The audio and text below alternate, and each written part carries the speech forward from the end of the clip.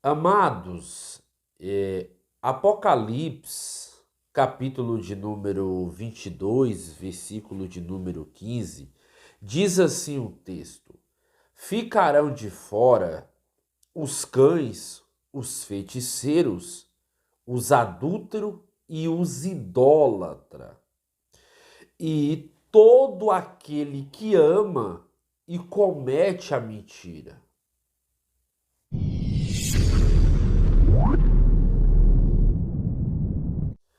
Salve, amada igreja, com a paz do Senhor Jesus Cristo. Deus, ele sendo Deus, como que Deus sendo santo, como que ele se comporta perante a idolatria? É sobre isso e muito mais que vamos aqui aprendermos nesse dia de hoje. Amém? Para você que está me acompanhando aí, pega seu lápis, sua caneta, seu caderno, né? Hoje a lição é sobre o quarto trimestre, é a lição bíblica da escola dominical. Hoje vamos falar sobre esse tema, né? A justiça divina, a preparação do povo de Deus para os últimos dias do livro de Ezequiel, né? Como eu tenho dado aí, nós estamos hoje na terceira lição, né? Essa terceira lição geralmente ela vai ser dada no domingo que vem, dia 16 de outubro de 2022. Então, hoje nós vamos falar sobre as abominações do templo, né? Hoje é um tema muito vasto, é um tema muito palpitante, mas eu vou correr aqui porque eu não vou ter tempo de discorrer esse material todo, devido a ser um material muito longo, né? Muito grande mesmo. Então eu vou tentar trazer os pontos mais importantes do que se refere o texto, o contexto, e biblicamente falando, trazer para uma prática didática, como eu sempre abordo a vocês aí, né? Uma prática didática para que nós tenhamos conhecimento a respeito desse assunto que é tão vasto, né? Para você que está, abra aí a sua lição. Hoje, a leitura bíblia, o texto áureo de hoje se encontra em Ezequiel 8:6, né? O texto áureo. O texto áureo está em Ezequiel 8, versículo de número 6. A leitura bíblica em classe é também no capítulo de Ezequiel, capítulo 8, do verso 5, 6 e 9, e 12, e 14 e 16. E é sobre essas coisas que nós vamos aqui argumentar, falar, né, explicar a respeito desse assunto tão importante. Vamos aqui para o texto áureo que diz assim: E disse-me, filho do homem, vês tu o que eles estão fazendo? As grandes abominações que a casa de Israel faz aqui, para que me afaste do meu santuário, mas verás ainda maiores abominações. Ezequiel 8:6, verdade prática. O lugar mais sagrado da terra santa se tornou o centro das abominações, e isso serve como prenúncio da apostasia generalizada do fim dos tempos. Agora vamos para a leitura bíblica em classe, tá, meus amados? Desde já eu quero pedir aí a sua atenção, o seu carinho, né? Você que não é inscrito, tá? Você que não é inscrito, se inscreva no canal desse lado esquerdo. Se inscreva no canal onde está o nome lá, inscreva-se, inscreve, ativa o sininho, dá um like para o crescimento dessa obra. Nessa obra que é uma obra missionária e evangelística. Você pode ver que você vai achar vários conteúdos aqui que apropriadamente é bíblico e é sobre relativamente a Bíblia que nós falamos. E se você quer continuar a ver esse canal crescer, progredir, é com o seu crescimento. Só de você se inscrever no canal, você já vai estar me ajudando a levar a boa semente do Evangelho. Então vamos lá para a verdade prática. E disse-me, filho do homem, levanta agora os teus olhos para o caminho do norte.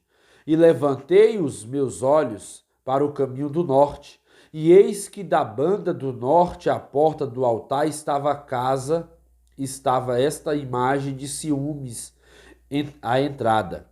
Versículo 6. E disse-me, filho do homem, vês tu o que eles estão fazendo, as grandes abominações que a casa de Israel faz aqui, para que me afaste do meu santuário? Mas verás ainda maiores abominações. Versículo 9. Então me disse, entra e vê as malignas abominações que eles fazem aqui. Versículo 10. E entrei e olhei, e eis que toda forma de répteis e de animais abomináveis e de todos os ídolos da casa de Israel estavam pintados na parede em todo o redor. Versículo 11. E 70 homens dos anciãos da casa de Israel, com Jazanias, filho de Zafá, que se achava no meio deles, estava em pé diante das pinturas, e cada um tinha na mão o seu incensário, e subia uma pessoa, uma espessa nuvem de incenso. Versículo de número 12. Então me disse, viste, filho do homem, o que os anciãos da casa de Israel fazem nas trevas, cada um nas suas câmeras, pintando as imagens, e eles dizem, o Senhor não nos vê, o Senhor abandonou a terra. Versículo 14. E levantou-me à entrada da porta da casa do Senhor, que estava da banda do norte, e eis que estava ali mulheres assentadas, chorando por Tamuz. E levou-me para o átrio interior da casa do Senhor, e eis que estava à entrada do templo do Senhor, entre o pórtico e o altar, cerca de 25 homens de costa para o templo do Senhor, e com o rosto para o oriente, eles adoravam o sol, virando-os para o oriente. Glória a Deus. Vamos entrar aqui agora na leitura bíblica, na introdução desse assunto, e já vamos dar continuidade ao que nós estamos aqui abirrogando nesse momento. E também eu quero aqui fazer uma petição a você que pode colaborar com esse trabalho, a você que pode nos ajudar, né? Seja indireto ou indiretamente. Eu sei que toda ajuda ela é bem-vinda, toda ajuda ela é bem-vinda. E eu falo isso aqui de coração aberto, pois nada cresce se não tiver a ajuda de cada um de vocês. Eu falo isso porque todo canal, ele precisa de pessoas. A mesma coisa é a comunidade eclesiástica, a igreja. A igreja ela é formada por pessoas, unidades. E de certa forma eu venho aqui agradecer a sua vida, né? E falar para você que Deus está cuidando, Deus está provendo, mas não custa nada eu falar aqui para vocês que se de alguma forma vocês puderem ajudar com qualquer valor, né? Seja mínimo ou máximo, qualquer valor que você puder contribuir com essa obra, na descrição desse canal, desse lado direito, você vai clicar lá, tem um Vzinho no canto, lá um Vzinho. Na descrição desse canal, desse lado direito, tem 2 números de conta, um Pix e outro de conta normal. Porém, se você sentir de Deus e querer fazer uma oferta nesse ministério, fica à vontade para fazer uma primícia, para fazer uma oferta, né? Que toda ajuda que você puder contribuir com essa obra será de grande proveito para darmos continuidade a esse material, comprar câmeras, comprar novos materiais para gravação. Porém, sinta-se à vontade em nos ajudar, porque toda ajuda ela é bem-vinda às nossas vidas. E nada que você faz aqui é em vão, tudo tem uma recompensa. A Bíblia fala que tudo tem uma recompensa. Então, tudo que nós fazemos, tudo que nós semeamos, Deus nos dará em dobro. Isso é bíblico, tá, irmãos? Isso é bíblico, tem base bíblica e teológica para esse assunto. Porém, vamos escorrer aqui. A literatura apocalíptica se caracteriza pela presença de símbolos, sonhos e visões. O livro de Apocalipse é um exemplo clássico desse modelo literário. Ezequiel inaugurou este estilo no Antigo Testamento quando começa e termina o seu livro com oráculos divinos. O Apocalípticos, capítulo 1 e 40 a 48, além de 8 a 11, o capítulo 8 inicia nova sessão nessa modalidade, meio pelo qual Deus revelou ao profeta as abominações do templo de Jerusalém. O objetivo da presente lição é levar os crentes em Jesus a uma reflexão mais profunda sobre a ruína moral e espiritual da idolatria por meio da análise dessas abominações chocantes. Para entrar aqui nessa introdução, amados irmãos, eu quero lhe perguntar, mas eu sei que isso aí o professor vai ter que fazer na sala de aula, é perguntar o que é abominação. E aí entra duas questões que seria, no caso, a abominação da desolação e a abominação. Porém, eu estou fazendo essa pergunta, mas eu já vou responder. Mas antes eu quero entrar aqui e fazer duas exclamativas que eu até fiz, se eu me recordo bem, na primeira lição. Se nós for ver o livro de Apocalipse, é um livro futurista, é um livro que é profético. O caráter do livro de Apocalipse é um livro profético, é um livro narrado que contém símbolos e muito mais literalismo de coisas que irão acontecer. Porém, é uma visão futurista. Por quê? Por que é uma visão futurista? Porque vai acontecer. Ainda muitas coisas que estão em Apocalipse não aconteceu nada do que a Bíblia está dizendo. Porém, é para esses dias atuais. Então, irão acontecer. Isso foi revelado a João, né, há cerca de 2000 anos antes, porque o livro de Apocalipse foi escrito em 96 a 95 a 96, né? Então, porém, de 2000 anos para cá, se nós formos analisar aí 2000 anos e 100, antes de 2100, vamos ver aí que o livro de Apocalipse foi escrito. E ali, sendo futurista, ali vai predizer o que vai anteriormente acontecer. Já o livro de Ezequiel é um livro preterista, né? É um livro tanto que é intestamentário, pois já aconteceu, muitas coisas que Ezequiel fala já aconteceu, porém algumas coisas que se referem ao simbolismo de Apocalipse que vai acontecer, tá? Porém, o livro de Ezequiel, nós não podemos colocar no mesmo parâmetro de Apocalipse. Nós não podemos desvirtuar colocando ele com a mesma régua, no mesmo parâmetro, pois não é. Porque o livro do Antigo Testamento é um livro intestamentário que foi escrito e mostrado naquela visão para aquela época. Então nós vemos que essa época era a época que Ezequiel teve essas visões que realmente aconteceu referente à Babilônia e ao templo, que eu vou explicar que houve 3 templos construídos. Porém, o primeiro templo foi o de Salomão e o segundo templo que foi o construído ali depois da volta dos exilados, né? Mas eu vou explicar que essa visão é uma visão tão intestamentária que ainda Ezequiel ele está fazendo aqui alusão, é porque se nós for estudar o livro de apoio e a lição, eles não vai trazer referência a livros da Bíblia como Macabeus, 1 Macabeus, 2 Macabeus, 3 Macabeus. Então, a nossa Bíblia, ela já é uma Bíblia completa por si só, porque os livros foram separados aqueles que eram inspirados pelo Espírito Santo.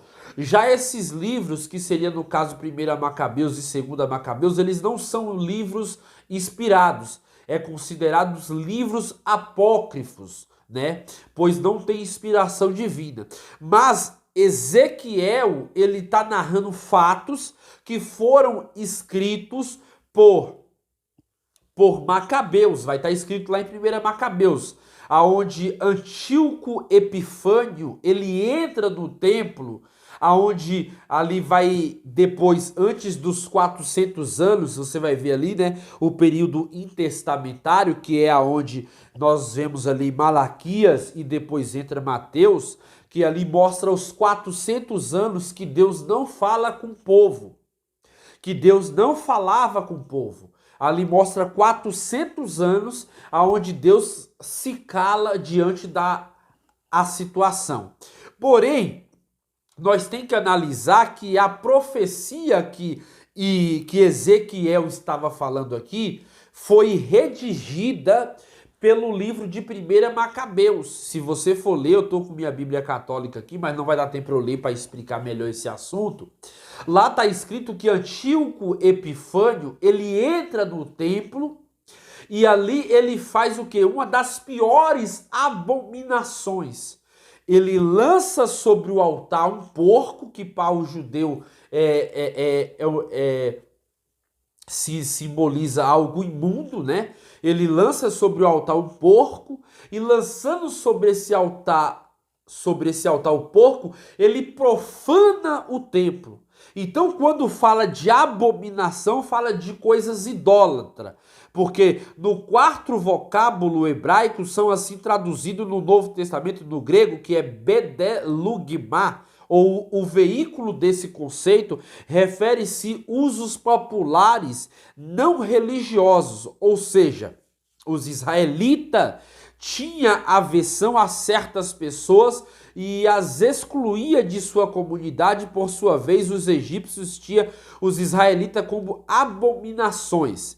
Aqui é um exemplo prático, tá? Mas eu vou explicar melhor para que você entenda no decorrer da lição. Como eu estou entrando aqui na conjectura e mostrando aqui a introdução de uma forma conjecturada, para que você entenda, então a profanação do templo já mostrava ali que Antíoco Epifânio já ia fazer também essas mesmas coisas. Não só o que estava acontecendo, mas o que iria acontecer. Então, analisando aqui o primeiro subtópico, que fala sobre a visão, primeiro tópico vai dizer assim, a visão. As visões do capítulo 1 a 11 são partes de uma única unidade literária. O profeta recebeu essa visão, né? 14 meses depois da primeira visão, da carruagem e da glória de Deus, no 5º ano do cativeiro do rei Joaquim, Ezequiel capítulo 1, versículo 2, o capítulo 8 introduz uma nova visão no 6º ano do mês 6º. Ezequiel, capítulo 8, 1, mas essa visão não foi da glória de Deus. O que Ezequiel viu foram as abominações praticadas no templo, o que justifica a razão da ira divina sobre moradores de Jerusalém. Ezequiel 8:18, essa data é importante porque mostra a cidade e o templo ainda não haviam sido destruídos. Essa visão é preterista porque se relaciona com os acontecimentos contemporâneos de Ezequiel, mas isso não exclui o futurismo, pois anuncia os eventos que estavam para acontecer. Ezequiel 8:18. Então vejamos aqui que quando fala de oráculos, está se referindo aos seus profetas. Oráculos quer dizer previsão futura, revelação. Então, quando Daniel ele é levado em visão, eu não sei se você já leu ali, eu vou explicar aqui bem detalhado. Se você ler o livro de Apocalipse, você vai ver que quando João, no capítulo 1, ele tem o encontro. Eu vou até abrir a minha Bíblia aqui para mostrar de forma mais aplausível para o conhecimento dos meus amados. Deixa eu só abrir aqui.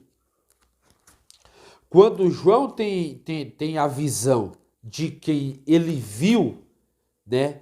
Porque ali mostra a visão que João viu. Então eu vou ler aqui para que você compreenda aqui, ó. Cadê? Deixa eu só pegar aqui.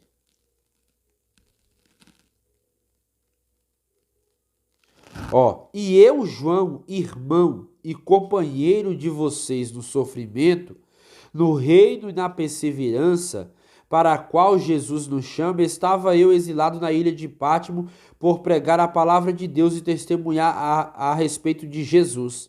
E era o dia do Senhor e me vi tomado pelo Espírito de repente ouvi outra vez de mim uma forte voz como de um toque de trombeta e a voz dizia, escreve no livro tudo o que você vê e envie às 7 igrejas da cidade de Éfeso. Porém, nós temos que entender que João ele foi levado a outra submissão.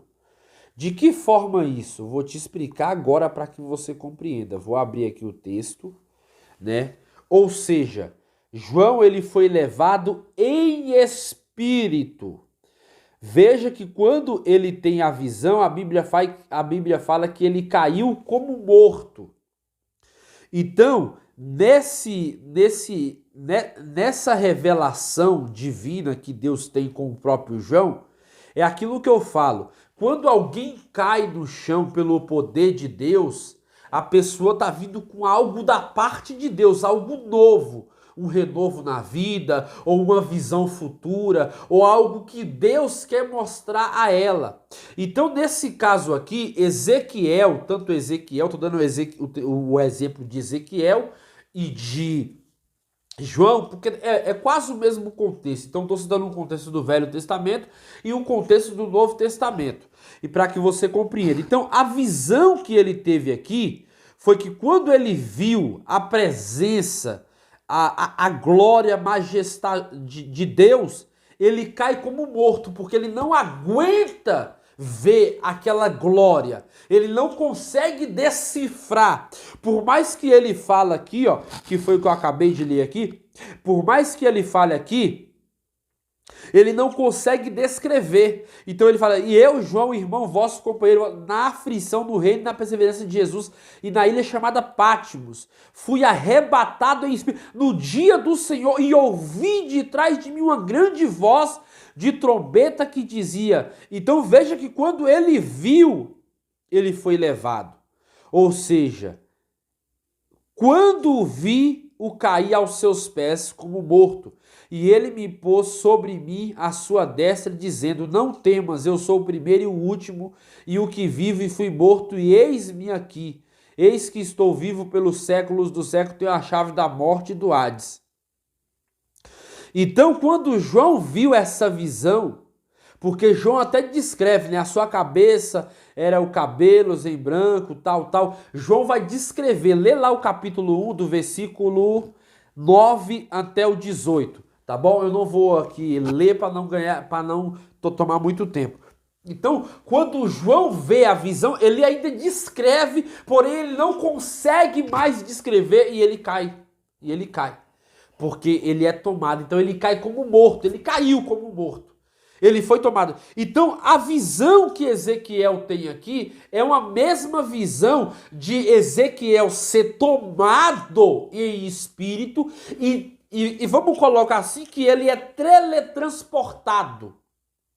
Ele é teletransportado porque ele não saiu ali da presença dos anciãos. Ele não saiu. Do jeito que ele estava em casa, ele ficou. Porém, ele foi teletransportado a 1000 quilômetros antes, sobre um templo.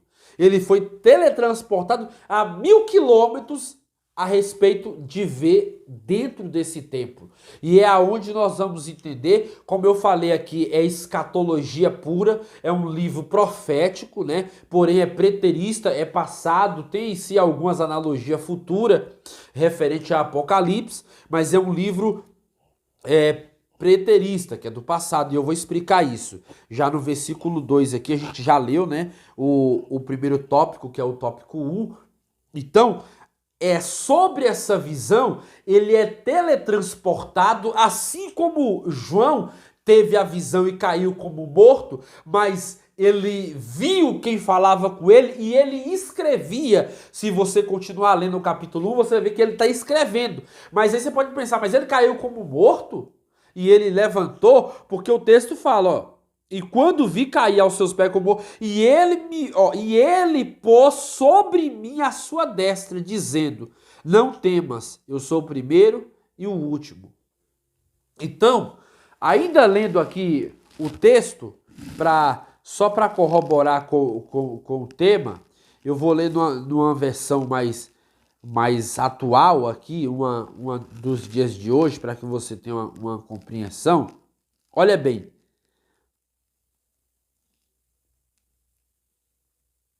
Deixa eu só colocar aqui. Olha bem. Quando vi,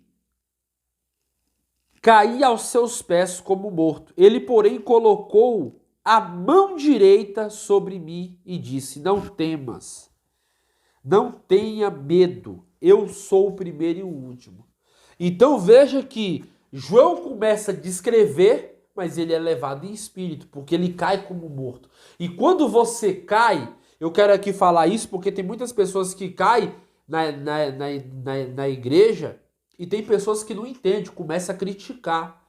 E quando a pessoa cai é porque ela é levada a ter algo novo da parte de Deus, a ter uma experiência nova.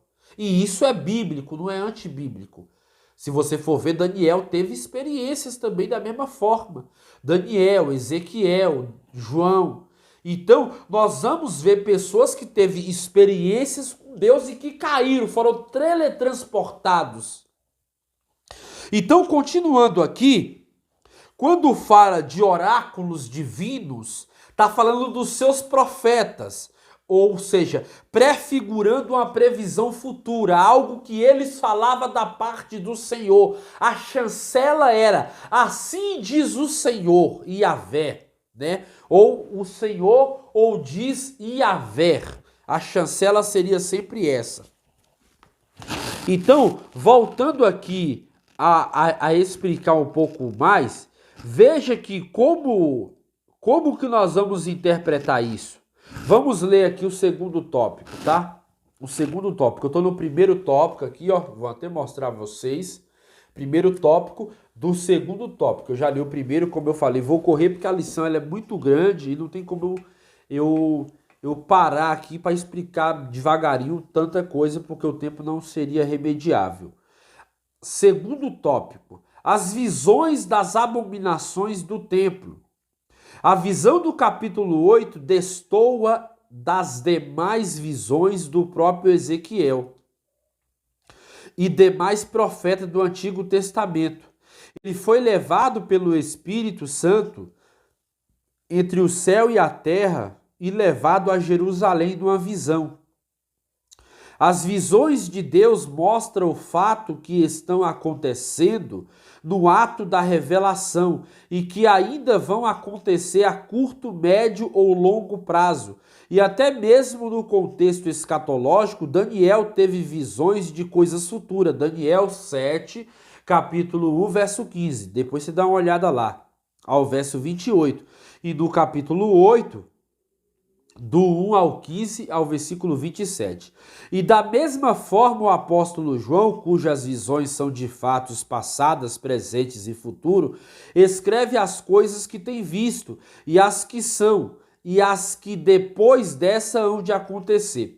Então veja que até aqui o autor, o professor da lição, ele fez questão de colocar que até o apóstolo João, ele teve as visões que realmente sendo futurista, ainda serviu para relatar o que a igreja hoje passa, que é a idolatria, que é a presença de Deus que muitas vezes não está em igrejas, que não envolve a palavra, que não envolve a comunhão com o Espírito Santo, que é a igreja que não acredita na pessoa da Trindade.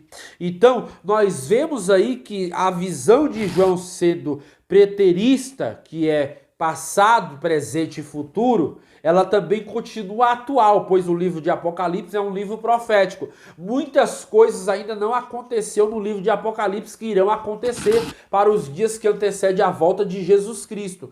Assim também é o que nós vamos aqui agora ler. Eu até escrevi aqui que veja que como professor da lei, ele foi teletransportado. Se nós for ver aqui, Ezequiel, ele não estava em Jerusalém. Quem estava em Jerusalém foi Jeremias. Jeremias que estava em Jerusalém. Ezequiel estava na sua casa. Quando assim aparecem os anciões para ter ali um oráculo, para ter com ele um oráculo. O que é oráculo? É uma previsão futura, algo que poderia acontecer. Então, quando esses anciãos vai até o profeta, ele vai ter algo da parte de Deus. Então veja que como professor da lei, que Ezequiel, ele era um sacerdote. A chamada dele era sacerdotal. Porém, Deus troca, não que ele deixou de habilitar, ele agora oficialmente ele tinha a revelação profética da revelação divina. Então ele deixou de exercer o sacerdócio, mas ele exercia o que é a chamada profética. Então ele como professor, porque todo sacerdote tinha que conhecer a lei, então Ezequiel conhecendo a lei, veja que como professor da lei, ele foi teletransportado. Então, a visão de Ezequiel, ele viu eu até coloquei aqui, todos, pois Deus estava mostrando a ele. Então, veja que a condição do povo, pois estava numa condição de prostituição. Quando ele tem a visão do povo e Deus mostra ele vê e ele viu antes de acontecer. Esses fatos que Daniel ele viu aqui, irmãos, foi antes de acontecer. Ezequiel. Então veja que todas as abominações estão ligadas aos ídolos e a afronta maior a Deus é o fato de os rituais serem praticados no próprio santuário, na casa de Deus. Então, sobre a imagem de ciúmes, que é o que eu vou falar agora no terceiro ponto, mas antes disso, eu ainda estou falando das visões, das abominações do templo. Veja o que eles foram fazer na casa do profeta. Agora o profeta tem um oráculo futuro. Por que o oráculo futuro? Eu até coloquei aqui, ó, que quando fala aqui, cadê o livro? Eu abri o livro aqui e eu vou ler. Quando fala aqui, ó, eu vou ler para meus amados. O versículo 1 diz assim, ó: em 17 de setembro, no 6º ano do exílio, o rei Joaquim, enquanto as autoridades de Judá estavam em minha casa, a mão do Senhor soberano veio sobre mim, e vi uma das figuras semelhante a um homem da cintura para baixo, parecia uma chama ardente, e da cintura para cima tinha a aparência de âmbar reluzente.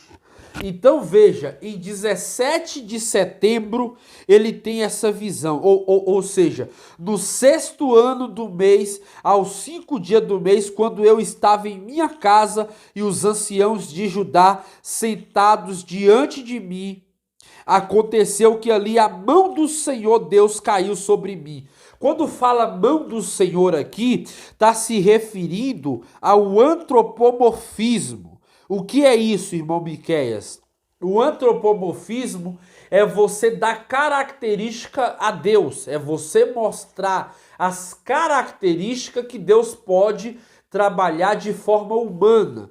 Então, veio sobre ele algo muito profundo, que é quase a mesma visão de Apocalipse que eu mostrei aqui, João tendo essa visão, que teletransporta ele em espírito para outra dimensão, para outro lugar. Então, voltando aqui, para que você compreenda, olha bem, a visão de uma figura como de um homem. A descrição do homem guarda semelhança a relacionar a segunda com a primeira visão do capítulo, que é o que eu acabei de ler aqui, o subtópico 1, o subtópico 2.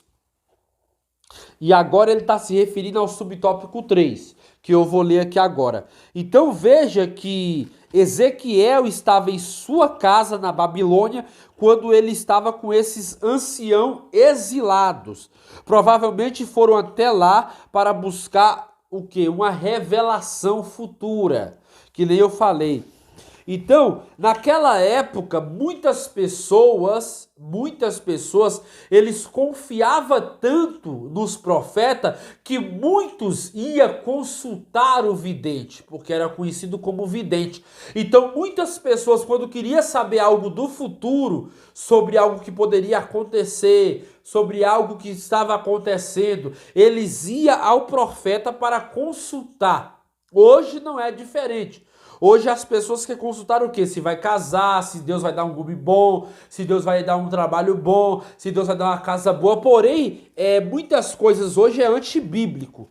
Porque hoje não existe profeta, de certa forma, da característica, não da característica desses aqui, que escreveram, que narraram o que está escrito. Existe sim profeta. Está escrito lá em em Efésios capítulo 4, verso 11, aonde Deus fala que um a um ele chamou por profeta, outros por apóstolos, e assim ele vai descrever por evangelista, pastores, doutores e mestres.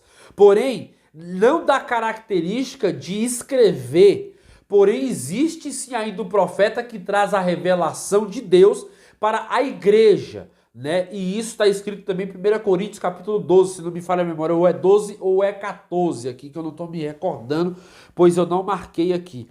Então assim, existe sim o profeta na igreja, não dá característica de escrivão, de escritor, como da lei do Antigo Testamento. Mas existe o profeta, pois na igreja primitiva existia o profeta, como Ágabo e entre outros. Então, voltando aqui, o profeta naquela época, ele tinha especificamente uma chamada mais promissora, mais pesada. Por quê? Porque naquela época não existia tanto os pergaminhos escriturísticos para consultar a lei. Porém, nem todo mundo tinha a lei vigente em mãos para consultar. Então, quando alguém queria saber algo da parte do Senhor, da parte de Yahvé, ia consultar o vidente. Então, para não sair desse texto aqui, para não sair dessa prerrogativa, eu vou correr para o subtópico 3 aqui, ó. Tá? Você tá me acompanhando aí? Eu vou para o subtópico 2 já. Só vou ler o tópico 3. Como entender as visões de Ezequiel? Foi transportado em espírito da Babilônia para o templo de Jerusalém. Mas a quem afirme ter sido em corpo ou em corpore, era uma visão em tempo real, mas não foi física, e isso fica claro porque o profeta diz: me trouxe a Jerusalém em visões de Deus. Depois ele retorna à Caldeia. Essa é a mesma experiência do apóstolo João em Apocalipse 1:10. Deus introduz o profeta no interior do templo e lhe mostra 4 dos oficiais da casa de Deus e algumas mulheres praticando o mais baixo grau de idolatria, razão pela qual a sua destruição se torna inevitável. Então veja aqui, para nós escorrer aqui para o tópico 2. O interessante é notar que o povo de Deus, né, estava em mais baixo grau da idolatria. Se nós for ver aqui, a terceira aqui que eu já falei, né, que ele é transportado, alguns teólogos, estudiosos, entendem que ele poderia ter sido transportado em corpo. Mas a Bíblia não fala, e o que a Bíblia não fala, eu não posso afirmar que é verdade. Porém, eu creio no que a Bíblia está dizendo e como ela está afirmando. Então eu vejo dessa forma que ele foi transportado em espírito, de forma que o seu corpo ficou em casa, e essa transportação foi a transportação de um lugar para o outro, como João. Agora voltando aqui, a condição do povo era uma condição de prostituição. O povo estava em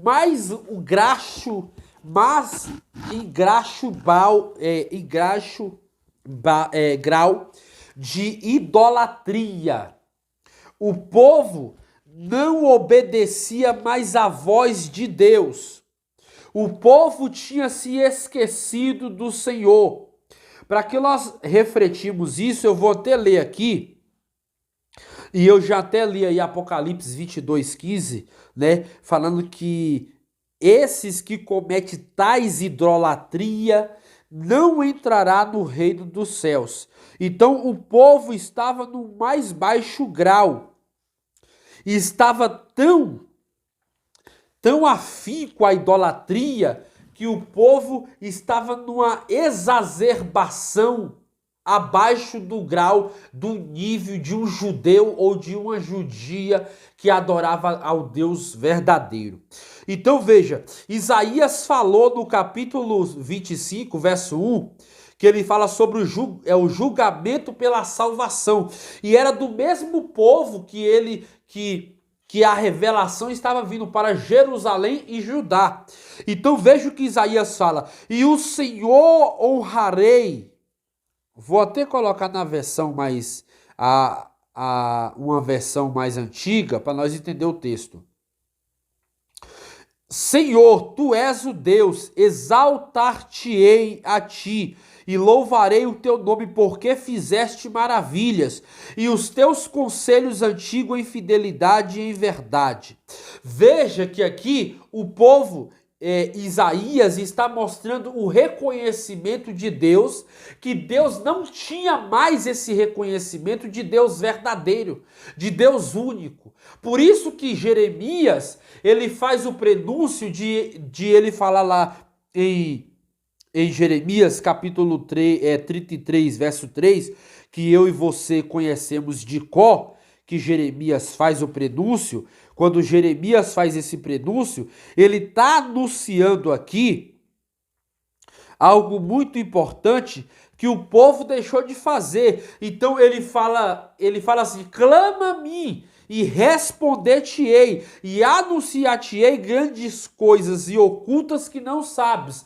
Porém, o povo já não clamava a Deus, o povo já não buscava a Deus, o povo já estava numa idolatria tão de baixo calão que o povo não tinha mais a presença de Deus entre eles. Então veja que na visão ele é levado ao templo, pois o templo não estava destruído. E esse templo estava intacto, e porém Deus faz questão de mostrar o grau de baixo calão que o povo tinha estabelecido para as suas vidas. Então veja o que eles foram fazer, né, na situação que eles se encontravam. Então, mostrando aqui que sobre a imagem de ciúmes, essa imagem aqui é semel em hebraico, é imagem de ídolo. A palavra ciúme do hebraico é kinhark, significa zelo, ciúme, ardente ira. Então, nesse contexto, o ressentimento aqui em ver o que o seu sendo dado a outro a evidência, a ira de Yahvé pela ofensa que a presença do ídolo de recintos do templo, o que mais afeta a Deus é a idolatria. Deus, ele abomina a idolatria. Por isso que eu li o versículo de Apocalipse 22:15, porque a idolatria é o que fez o povo a não ter mais o contato do Deus vivo. A idolatria é o que fez o povo se afastar da presença de Deus. Então, se nós dar uma analisada com mais profundidade, o que Deus odeia é a idolatria. Oséias, no capítulo 2, eu vou abrir aqui, veja que o mesmo povo, Oséias capítulo 2, verso do capítulo 3, olha bem, Deus manda Ezequiel pegar uma mulher de prostituição. Essa mulher chamada Gomi, ela era uma mulher prostituta. Deus chama Oséias e simboliza aquela mulher a Israel. Como que Gomi fosse uma prostituta e Israel... Deus chama Israel de prostituto ou prostituta, pois tinha adulterado com o Deus verdadeiro, tinha se desviado para outros ídolos, para outros tipos de idolatria. Então Deus faz questão de alertar ao povo devido à grande idolatria que circuncidava sobre o povo em meio ao caos da nação. Pois disse o Senhor, vai outra vez, ama uma mulher amada de seu amigo e adúltera, como o Senhor ama os filhos de Israel, embora eles se desviem para outros deuses e amem e passas de uvas. Assim eu comprei para mim tal mulher por 15 peças de prata e 1,5 homem de cevada. E lhe disse, por muitos dias tu ficarás esperando por mim, e não te prostituirá, e nem será mulher de outro homem. Assim também eu te esperei por ti. Pois os filhos de Israel ficarão por muitos dias sem rei, sem príncipe, sem sacrifício, sem coluna, sem éfode e sem terafins. Veja que Ezequiel, ele tem a visão de uma idolatria exacerbada, pois o povo se desviou do caminho da salvação do Deus vivo, do Deus Yahvé, do Deus Iudivê Vavirê, para um Deus que é proclamado por ídolos postes, como terafins, como Evil-Merodach, como os deuses babilônicos, como os deuses da Babilônia. Então o povo se prostituiu a outros deuses. Assim Deus traz aqui uma alusão que ele tinha comprado Israel e ele tinha pagado um preço, mas Israel rejeitou o pagamento do Deus vivo, indo para outros deuses e se desviando do caminho da salvação. Então a mesma coisa é a alusão a Gomi. Gomi sendo uma mulher prostituta, Oséias vai na prostituição, ou seja, vai na zona nos dias atuais, vai na zona, compra aquela mulher, paga pelo alto preço e traz ela para ser sua esposa. Mas ela sendo mulher de prostituta, ela sendo mulher da vida, sendo mulher da prostituta, o que ela faz? ela volta de novo a ter relacionamento com homens fora do casamento. E aí se chama o que? A prostituição, o adultério espiritual, o adultério continuamente. Então Deus dá um castigo ao povo severo que Deus mostra aqui. Vamos correr aqui porque o assunto é vasto, como eu falei, já quero finalizar aqui.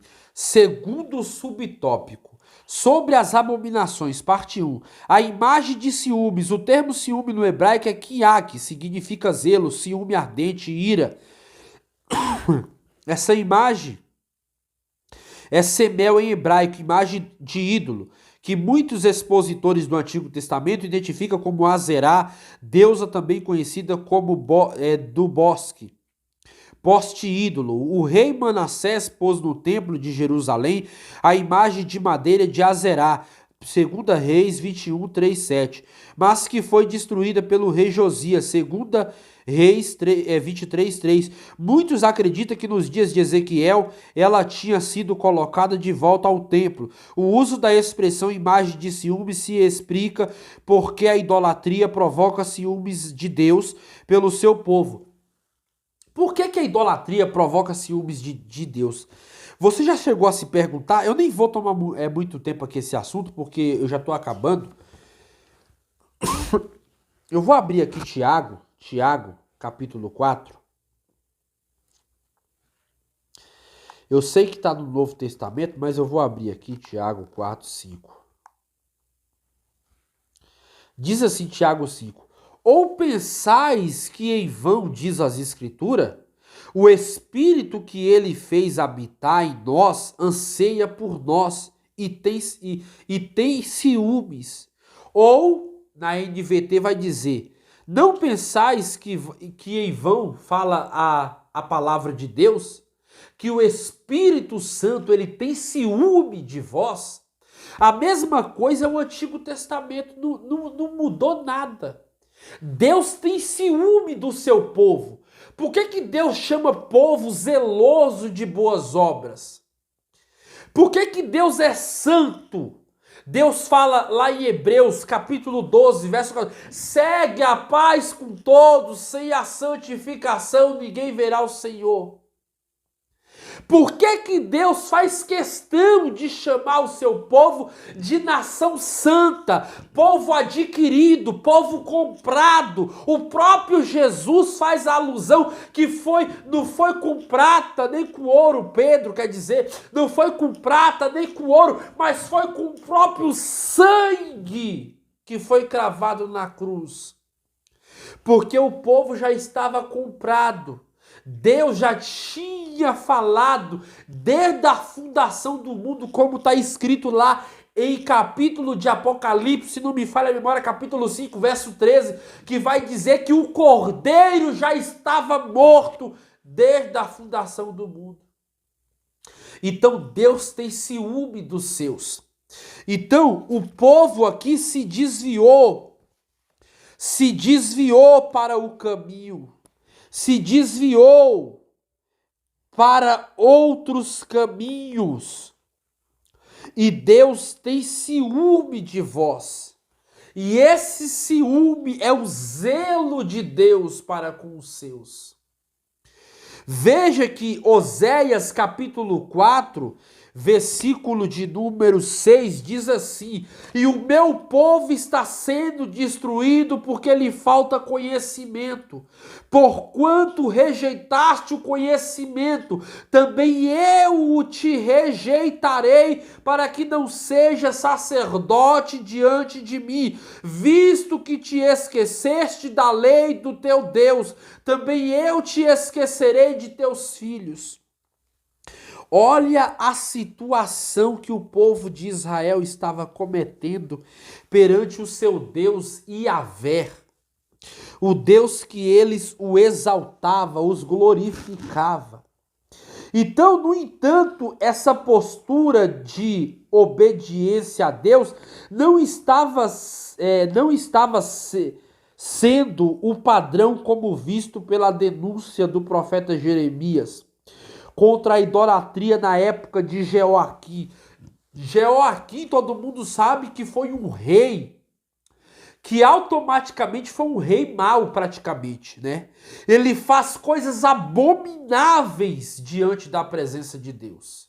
Não é à toa que Deus levanta outro rei chamado Josias, que faz uma reforma tão grande no templo, que ele traz de volta a lei, a palavra, e traz um avivamento ao povo.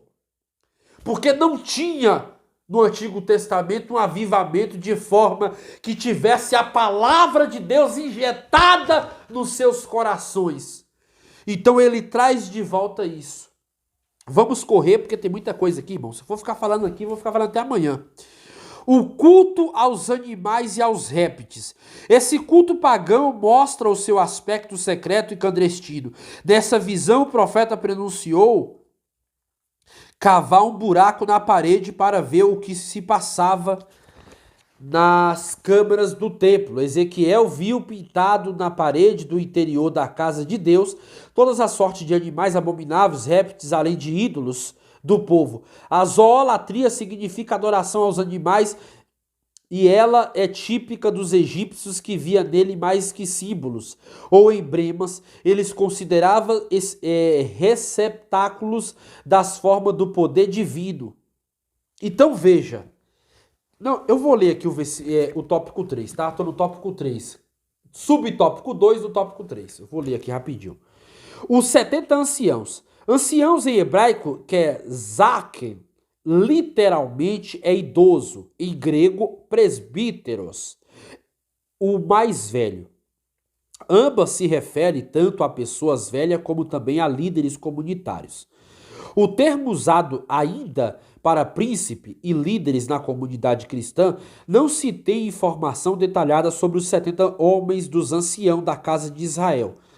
E nada há nas escrituras que indique ser uma referência ao Sinédrio. Quanto a Jazanias, filho de Zafã, há pelo menos 4 personagens como esse nome no Antigo Testamento. Parece que Zafã, nessa passagem, é o mesmo escrivão do rei Josias. Alguns estudiosos não vêem motivo suficiente para distinguir esse Zafã do escrivão. Se isso puder ter confirmado, Jazanias seria uma ovelha negra desgarrada, como acontece ainda hoje em boas famílias de igreja, de um filho ou uma filha que se apostatou. Para que você entenda, amado irmão, querida irmã, eu estou no subtópico 2 do tópico 3, tá? Só reafirmo. Aqui, ó. Só reafirmando. Ezequiel, ele tem uma visão que ele vai até o templo. Ele é transportado, como eu já falei muito bem. Chegando o templo, Deus mostra a ele. E Ezequiel viu pintado na parede, no interior da casa de Deus, toda sorte de animais que tivesse ali. E havia anciãos, pessoas, né, de autoridade, vamos colocar assim, idolatrando, adorando outros deuses. E aqui o texto mostra que eram homens que pregavam a palavra, eram homens que conheciam as escrituras, eram homens que exerciam a função, né, no presente ministério sacerdotal. Eram homens chamados para aquilo.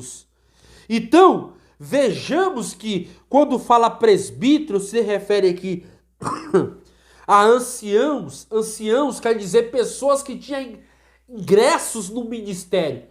Pessoas que eram automaticamente preparadas, capacitadas, separadas por Deus.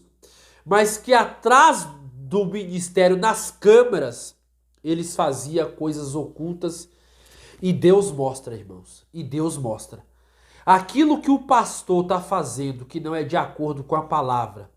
Aquilo que talvez a irmãzinha do coque, que Deus revela a ela na madrugada, e ela não fala, ela vai ser cobrada. Porque Deus, mulher de Deus, Deus, ele quer que você fala. Se o pastor está errando, se a igreja não está de acordo com a palavra de Deus, e Deus revela a você, mulher de Deus, e você não fala, você vai pagar um alto preço. Você vai pagar um alto preço. Se Deus está falando e você não está obedecendo e não está falando, você vai pagar um alto preço. Veja que Ezequiel aqui, quando ele vê, quando Deus mostra, Deus manda ele cavar a parede. E ele cavando a parede, atrás da parede, nas câmaras, onde ninguém via, era um lugar oculto, era um lugar fechado. Nas câmaras interior, havia outro tipo de adoração. Havia uma idolatria exacerbada. 2 Samuel, capítulo 7, verso 22, fala assim, ó. 2 Samuel, capítulo 7, 22, fala assim. Portanto és grandioso, Senhor Jeová, porque ninguém há semelhante a ti, e não há Deus senão tu só, segundo tudo o que temos ouvido com os nossos ouvidos. Quando começou a monarquia, o povo conhecia Deus. Eu estou no subtópico 3, tá? Que vai falar agora sobre as abominações, parte 2. Eu estou aqui, ó, para finalizar. Vamos finalizar rapidinho aqui. Sobre as abominações, parte 2. O ritual de Tamuz. Tamuz era uma divindade de babilônica da origem suméria, deus da vegetação e dos rebanhos. A crença pagã era que ele ficava 6 meses morto no submundo, no período da seca, e 6 meses vivo no período da chuva. Assim era realizado atualmente um ritual de lamento pelas carpideiras em favor de Tamuz. No segundo dia do 4º mês, para que ele ressuscitasse e fizesse chover as carpideiras, eram as pranteadoras, profissionais cuja visão era lamentar nos velórios e enterros, para fazer com que os outros também chorem. Parece que essas mulheres estavam envolvidas no culto sicrético, visto que a visão do 6º mês era de uma adoração a Yahvé e ao mesmo tempo a Tamuz. Os hebreus, depois do cativeiro babilônico, deram os 4 meses do calendário religioso ao nome de Tamuz, junho e julho. Veja que quando ele está afirmando isso aí, sobre o calendário religioso, que deram ao calendário religioso, né, a junho e julho, refere-se à adoração sicrética. A adoração que estava adorando a Deus e ao mesmo tempo adorando e venerando outros deuses, como nós vemos aqui a deusa Tamuz. Então veja, eu vou ler aqui esse comentário um pouco, só para a gente ter uma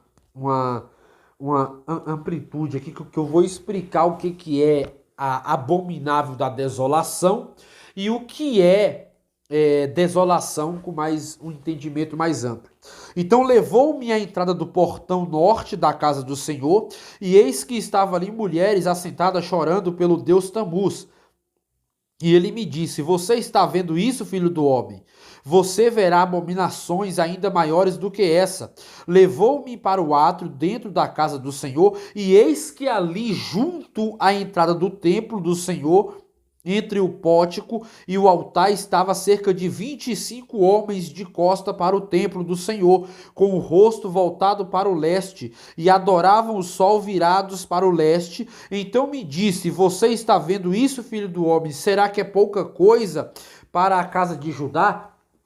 Então veja que a abominação a outros deuses estava sendo tão asseverada, tão profunda, que o próprio Deus estava indignado com tal situação que o povo acometera, pois o povo deixou de adorar o Deus vivo, como eu falei agora em Samuel, né? O povo conhecia o Deus vivo, depois o povo se desvia para outros deuses, principalmente nessa circunstância que o povo se encontrava. Então, quando vai falar sobre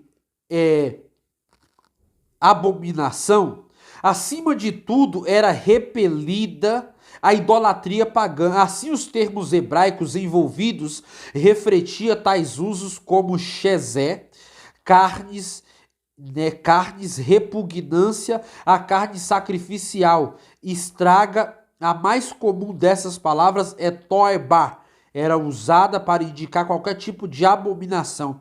A abominação da idolatria ou a idolatria repele a ordem própria das coisas, que por uma variedade qualquer das simulações humanas, deixando de lado a adoração ao Deus único, ao Deus verdadeiro, se nós for ver lá em Deuteronômio capítulo 17, versículo 4, 5, diz assim: e se isto lhe for denunciado e vocês os ouvirem, então devem indagar bem. E se for verdade, é certo que se faz tal abominação em Israel. Deve levar o homem ou a mulher que fez este malefício aos portões da cidade e apredejá-lo até que morra. Olha, veja que a lei determinava que tal adoração a outros deuses seria motivo de apedrejamento. As pessoas que adoravam outros deuses seria motivo de apedrejamento. Como eu falei, era idolatria, além de ser idolatria, estava sendo uma abominação. E era isso que Deus estava aqui automaticamente expressando de forma singular e literal. Deus estava mostrando a Ezequiel que essa adoração estava passando dos limites. Era uma adoração, é como hoje, eu vou dar um exemplo hoje. Hoje as pessoas idolatram quem? As pessoas, ela idolatra pastor, ela idolatra quem tem cargo, ela idolatra quem é líderes de alguma coisa, de alguma empresa, de alguma...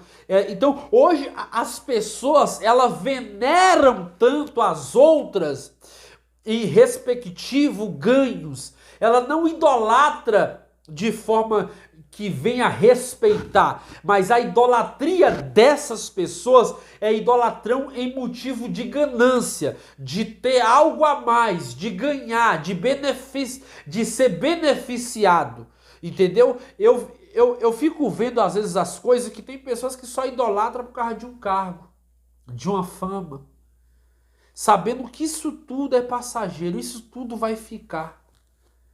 E quando a pessoa ela é idolatrada, cai no contexto de Apocalipse 22:15, que eu vou explicar já já. Vamos correr aqui porque o tempo é curto, tá? Eu vou ler aqui sobre o tópico 2, tá? Mas eu acho que eu já falei sobre o tópico 2, mas eu vou ler pra gente dar uma explanada. Eu quero explicar aqui, abominável da desolação. A essa expressão se acha em Malaquias 24:15 e em Marcos 13:14. Sua origem está em Daniel 11:31. A abominação que desola essas palavras foram aplicadas a Antíoco Epifânio, que exigiu um altar a Zeus no altar de Iavé. O relato encontra-se em 1 Macabeus 1, capítulo 54 a 64, como eu já falei, né? Ele queria ser Deus, ele queria ser idolatrado como o anticristo, que nós vemos lá em 1 Tessalonicenses, ou 2 Tessalonicenses, capítulo 2, se não me falha a memória. E também em Antiguidades. Então, nós vemos que esse Antíoco Epifânio, como eu já falei, esse homem, meu Deus do céu, esse homem foi o diabo puro na vida dele, viu? Então, o próprio Joséfo, em cerca de 170 a.C., esse monarca seleucida perpetrou em que considerou atrocidades contra os judeus e sua religião, mediante a poluição do templo de Jerusalém. Porém, ele serviu apenas a um tipo simbólico de grande anticristo que virá e que é um dos temas do Novo Testamento em 1 Tessalonicenses capítulo 2, verso 3, que eu acabei de falar aqui, tá? Vamos continuar aqui. Adoradores do sol. Ezequiel viu cerca de 25 homens de costa para o templo, virados para o oriente. Adoradores do sol era uma afronta a Deus. Moisés havia alertado o povo a respeito dessa idolatria, Deuteronômio 4,19, que foi o que a gente acabou de ler, né? Havia no Egito o templo do sol, Bet Shemesh em hebraico, que é casa do sol. Jeremias capítulo 43, 13 é o termo traduzido por Hielópolis, na Septuaginta, vindo do grego Heliópolis, Heliol ou Poleus, cidade do sol, não confundir com a cidade de Beté-Semes em Judá. 2 Reis 14, 11. Aqui se trata da antiga cidade egípcia em On. O seu nome em hebraico, Heliópolis em grego, em Gênesis 41, 45, 50, na Septuaginta, a cidade era dedicada ao deus Sol, conhecido também como Ra. Como esse ritual às falsas divindades revela a apostasia generalizada, todo o sistema estava corrompido, não havia outro remédio a não ser a destruição do templo da cidade, de 2 Crônicas 36, 16. Veja o ponto que o povo chegou, meus irmãos.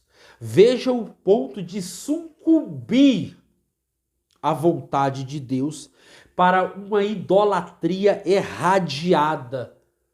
Então, esse Deus Sol está se referindo aí, vamos ler aqui algo muito importante, só para a gente ter uma compreensão, para a gente finalizar esse assunto, para não tomar mais tempo, porque o assunto é vasto, como eu falei, mas eu não posso tomar mais tempo.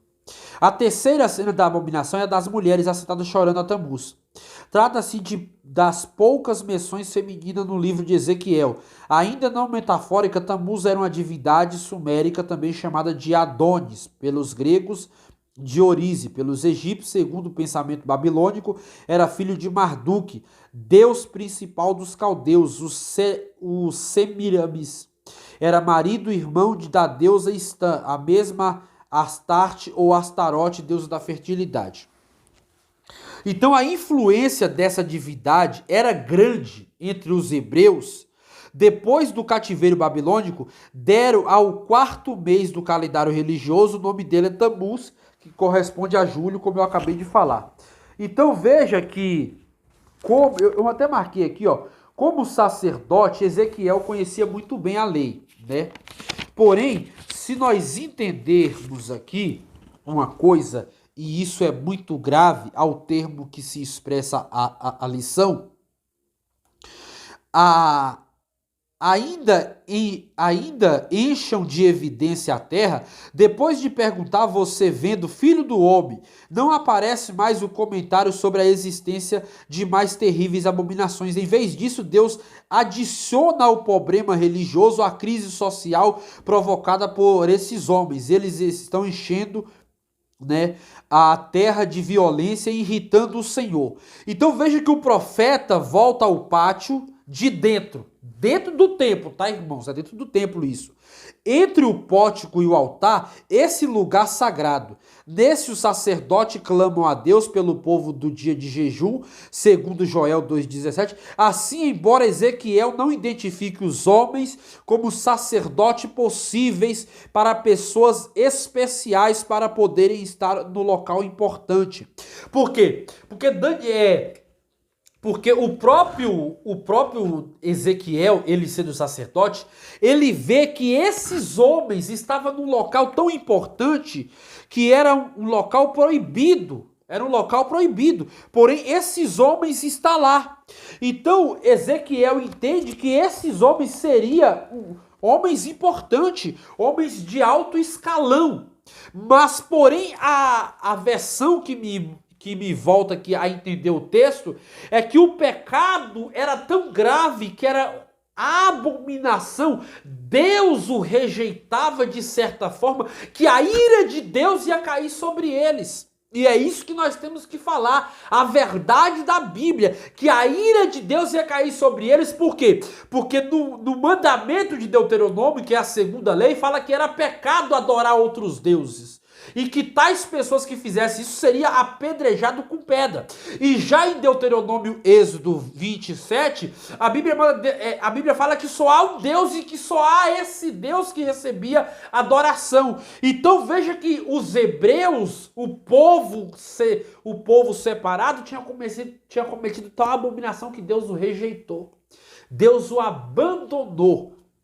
Para finalizar o tópico 3, eu só vou ler, tá? Para finalizar. Os anciãos na casa do profeta, retornando à abertura da profecia, Ezequiel aparece. Parece que esses anciãos exerciam autoridade espiritual sobre os exilados, visto que não havia no momento uma liderança espiritual centralizada. O rei Joaquim estava na Babilônia, mas na condição de prisioneiro. Só após a morte de Nabucodonosor, mais de 20 anos depois, Evil-Merodach, que sucedeu o trono, mandou libertar Joaquim da prisão e mudar sua roupa de presidiário. Os anciãos vinham em busca da palavra com certa frequência à casa de Ezequiel. No entanto, há quem afirme que não fazia parte da ala dos fiéis, mas que procurava Ezequiel para manterem informados. Isso parece que, olha bem, que pouco provável. Além disso, falsos profetas atrapalharam a vida espiritual dos exilados, assim como Jerusalém. Jeoaquim era um dos piores homens daquela época, pois ele matou crianças em sacrifícios pagãos, como hoje nós conhecemos. Qual é o sacrifício que mata crianças hoje? A bruxaria, a macumbaria. Hoje, claro que mudou, mata mais galinha, bode, mas geralmente tem novelas que são feitas, principalmente na Globo, tem novelas que são feitas que é matado crianças, recém-nascidos. Eles entregam crianças como sacrifício. Naquela época, a deusa Astarote e entre outros deuses como Baal, Zefon, existia muitos deuses naquela época e nós conhecemos, porém não dá para enumerar todos aqui. Eu vou falar só alguns aqui que está marcado aqui, porém não dá para enumerar todos. Mas em vista desse processo, o rei Jeoaquim, ele trouxe uma desgraça para Israel, que ele começou a fazer tudo de novo que outros reis anteriores fez. Por isso que Deus levanta Josias para trazer um reavivamento, trazer a lei, a palavra de Deus, e aí renasce um novo avivamento, e aqueles que não se arrependeram voltaram a se arrepender, mas nem todos se arrependeram, porque muitos estavam já nessa prática pecaminosa e assim continuou a sua vida. Mas muitos que reconheceram a palavra e entenderam que estavam errados, voltaram novamente se arrependendo para o caminho da salvação. Porém, se nós for ver, o professor que vai dar essa aula, ele tem que saber abordar principalmente esses pontos importantes. Porque se nós for ver, quem era Tamuz? Tamuz era de orizes pelos egípcios, ou seja, o sol era cultuado na Babilônia e no Egito, que eram dois termos de tipo de adoração. Eles consideravam o sol um tipo de Deus, né? Como nós vemos aí, a lição passada foi dada, que foi falado sobre o holismo. O holismo, o que é o holismo? Era pessoas que se denomina Deus, coisas que se denomina Deus. Porém, nós sabemos que o paganismo e a apostasia estavam enraizadas dentro da Babilônia, porque a Babilônia era uma força maior naquela época. A Babilônia seria hoje uma espécie de centro onde todos os países se comungavam ali para ter dinheiro, para ter trabalho, para ter algo que pudesse beneficiar essa pessoa. Então nós vemos aqui o professor, ele tem que abordar, e é muito importante conhecer um pouco da perspectiva religiosa de Tamuz e a adoração ao sol. Na religião babilônica, Marduk, deus principal dos caldeus, teria se casado com Semíramis, né? Que Semíramis quer dizer de Babel. Ali vai dar uma descrição na enciclopédia judaica, vai falar que Semíramis, eu não sei se Semíramis, no caso, Semíramis desse casamento teria nascido Tamuz, ou seja, Semíramis era casada com o deus Marduk, né? E aí teria desse casamento teria nascido Tamuz, também chamado de Adonis pelos gregos, e Orísis pelos egípcios. Nessa estrutura, ele e o irmão da deusa Istã, que é a mesma Astarte ou Astarote, que era venerada pelos os cananeus, as outras nações vizinhas, que aí até o próprio povo judeu, o próprio povo hebreu, começaram a idolatrar e a cultuar a esses ritos, né? Eu vou até abrir aqui, porque falar de boca não é melhor, né? É melhor abrir a palavra. Não tem coisa melhor do que você abrir a palavra e mostrar na Bíblia o que realmente a Bíblia está se referindo. Então eu vou abrir aqui 1 Reis, capítulo 11, para a gente finalizar essa lição. Capítulo 11, 1 Reis 11, versículo 5. É muito grande, né? É do 11 ao 5 ao 33, mas eu vou dar uma afirmada aqui. Quer ver? 1 Reis. Por isso o Senhor disse a Salomão: já que você procedeu assim, não guardou a minha aliança, nem os meus estatutos que lhe ordenei, vou tirar o reino de você e dá-la a um dos seus servos. No entanto, por amor a Davi, seu pai, não falarei enquanto você estiver vivo, mas durante o reinado de seus filhos. Que aí houve ali a separação do reino, tanto de Roboão, quanto o reino sul, quanto o reino norte, né? Que houve a divisão. Porém, depois dessa divisão, cada povo escolheu ficar entre um e outro, ou seja, 2 nações ficou com Roboão e mais as 10 nações ficou, ou as 10 tribos ficou com outras, com outro irmão dele. Porém, nós temos que entender uma coisa, que o sol era cultuado tanto na Babilônia como no Egito, como eu acabei de falar. Então, outro conhecimento importante é a respeito da geografia religiosa. Por exemplo, a localização geográfica de Babilônia, na Mesopotâmia, entre o rio Tigre e Eufrate, o atual Iraque, cerca de 1.500 quilômetros de Jerusalém, a cidade veio a ser o centro irradiador da idolatria para outros povos. Os babilônios adoravam diversos deuses que eram personificados na natureza, como Sim, o deus Sol, Yarã, Ista, né, que é Astarote, e a deusa do amor, da guerra, e Eliu, o deus do vento, da terra, e Bel, né, que era o nome de outra divindade do arcádico belo Senhor, né, equivale a Baal, deus dos cananeus, como o tempo Bel veio a ser identificado como Marduk ou Merodach e o patrono da cidade. Só para você entender, cada pessoa que morava na Babilônia tinha um nome de um deus da Babilônia. Cada pessoa que morava na Babilônia tinha um nome de um deus. Assim também foi os cativos que eram príncipes. Claro que isso era de escalão em alta, né? Era mais ou menos os nobres e príncipes que tinham nomes. Mas também há alguns relatos históricos que falam que também as pessoas, cada uma delas tinha o nome de um deus da Babilônia, representando ali sol, lua, mar, terra, vento e assim por diante. Então, eu estou trazendo aqui um conteúdo vasto, que você não acha em qualquer lugar. Conclusão. Aprendemos com os 4 cenas do pecado cutídico que um Deus santo não tolera o pecado. Deus exige fidelidade do seu povo e que aconteceu com Israel nos ensina sobre a responsabilidade na santidade com a adoração e o estilo de vida. Também para os dias atuais e pelos crentes em Jesus Cristo. Entenda uma coisa, você crente. Deus odeia a idolatria.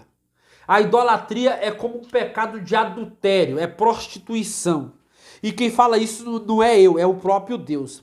E você vai ver que Deus odeia tanto a idolatria, crente, que essa presença era a violação direta do mandamento que proibia a representação de qualquer criatura em forma tangível. Então, no quesito de adoração de forma pagã, quadro, foto, escultura. Tudo isso Deus abomina. É uma abominação. Então Ezequiel também viu do lado norte do templo mulheres chorando por Tamuz, deus sumério babilônico da fertilidade. Então veja que tudo isso era uma abominação. Quem saiu da Babilônia estava tão enraizado lá que o coração já não voltava mais para o Deus vivo. Já voltava para as idolatrias da Babilônia. Por isso tinha até os dias que ele separava, como junho e julho, para os dias de serviço de adoração aos deuses falsos. Então, voltando aqui para finalizar, capítulo de Romanos, só para finalizar esse tema, que eu já terminei aqui, né?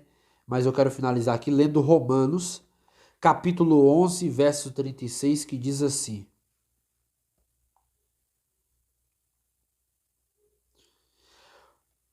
Ó profundidade da riqueza, tanto da sabedoria como do conhecimento de Deus. Quão inexplicáveis são os seus juízos e quão insondáveis são os seus caminhos.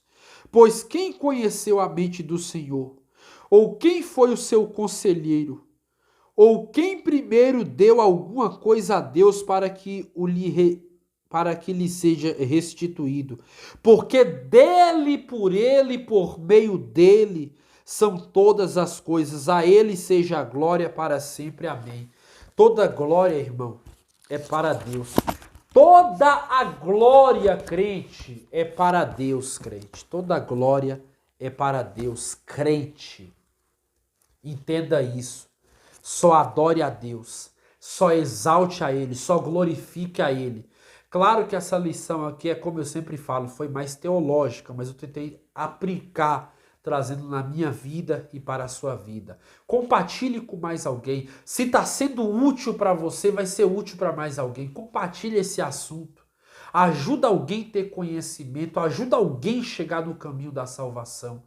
Deus abençoe na rica paz do nosso Senhor Jesus Cristo. Amém.